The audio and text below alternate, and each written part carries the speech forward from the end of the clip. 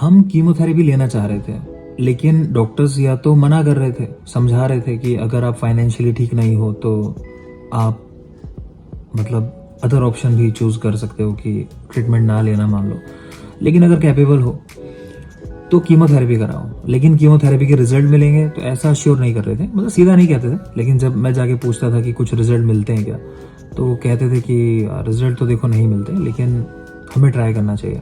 तो वो तो हम भी जानते थे कि ट्राई करना है। अब समस्या ये आ रही थी कि रिजल्ट नहीं मिलते तो क्यों नहीं मिलते, इसका जवाब किसी ने नहीं दिया।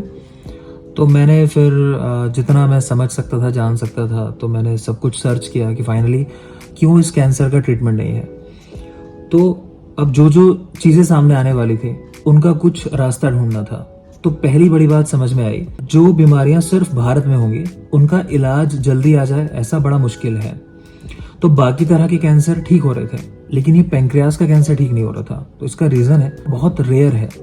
अब भारत के लोगों को ज़्यादा होता है, लेकिन यहाँ के लिए करे कौन? अब वो लोग तो अपने रिसर्च में लगे हुए हैं। तो ये एक बड़ा कारण था कि इसका ट्रीटमेंट अवेलेबल नहीं था।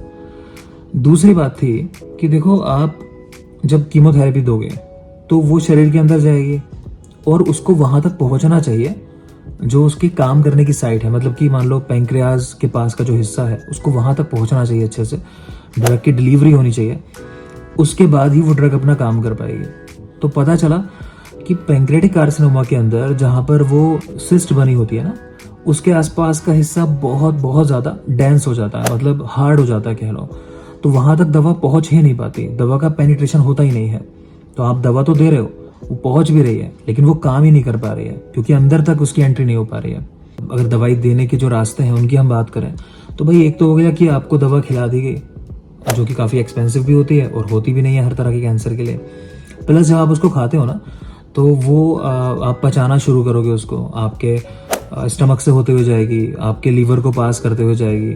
तो उस पूरी प्रोसेस के अंदर ना दवाई का बहुत कम हिस्सा रह जाता है जो बॉडी को मिल पाता है, और जो मिल भी रहा है, मैंने कहा, वो काम ही नहीं कर रहा है। तो ये एक बड़ी समस्या थी। तो हमने इसके लिए देखा कि आयुर्वेद में इस तरह की कुछ ड्रग्स हैं जिनका काम है कि वो जो भी हम दे रहे हैं उसको उसकी साइड तक पहुंचाने का काम करती है दवा, प्लस उसके इफेक्ट को बढ़ा देती है।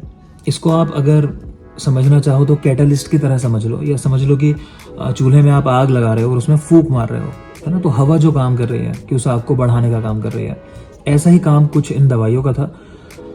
तो हमने ये दवाएं शुरू की। इन दवाओं में आ जाती है हमारी जैसे पीपली हो जाता है, अभ्रक है, जल पानी के लिए भी कहा गया है, शहद है। तो बहुत सारी चीजें हैं जिनको साथ में देने से ये परेशानी दूर हो जाती है। अब हम और ऑप्शन तलाश रहे थे क्योंकि सिर्फ एलोपैथ के सहारे या फिर सिर्फ होम्योपैथ के सहारे नहीं बैठ सकते थे, क्योंकि एक्सपीरियंस कहता था कि वहाँ कुछ रिजल्ट नहीं मिल रहे थे। और देखो, एक बात और है, वो लोग इतने फ्री नहीं होते कि वो अपने आप से कोई फैसला इस तरह का ले लें इतना बड़ा, क्योंकि उनके यहाँ सारी चीज़ें रिटर्न है। मतलब बहुत अच्छा सिस्टम है, मैं बुराई नहीं कर रहा, मैं कह रहा हूँ कि इतना अच्छा सिस्टम है कि वो रिस्क नहीं लेते आपके लाइफ पे।